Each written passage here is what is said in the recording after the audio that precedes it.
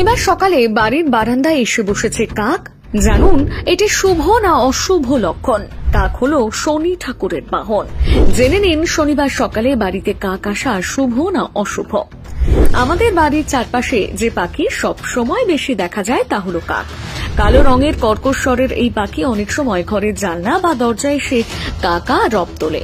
সেই সময় তাদের কিছু খেতে দিলে তা মুখে নিয়ে গাছের ডালে উড়ে গিয়ে বসে। আজ আমরা জেনে নেব শনিবার সকালে বাড়ির জানলা বা দরজায় কাক এসে বসা শুভ না অশুভ ইঙ্গিত দেয়।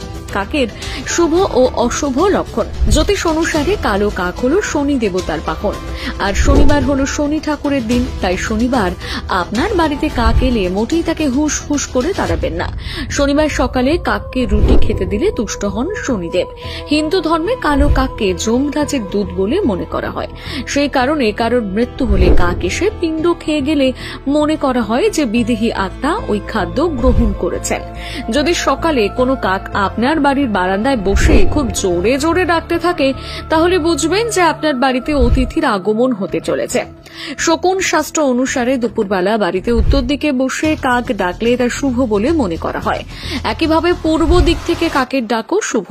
আপনি যদি কোনো সফরে যাচ্ছেন, সেই সময় আচমকা কোনো জানলায় বসে ডাকতে শুরু করে কাক, তাহলে বুঝবেন যে আপনার সফর ভালো হতে চলেছে। তবে যদি একঝাঁক কাক এসে আপনার বাড়ির বারান্দায় বসে ডাকতে শুরু করে, এটা মোটেও শুভ নয়।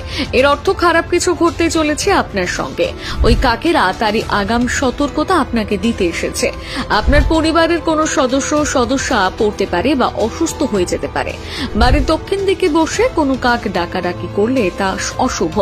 এর অর্থ প্রয়াত পূর্বপুরুষরা আপনার উপর রুষ্ট হয়েছেন এবং আপনি পিতৃদোষের কবলে পড়েছেন।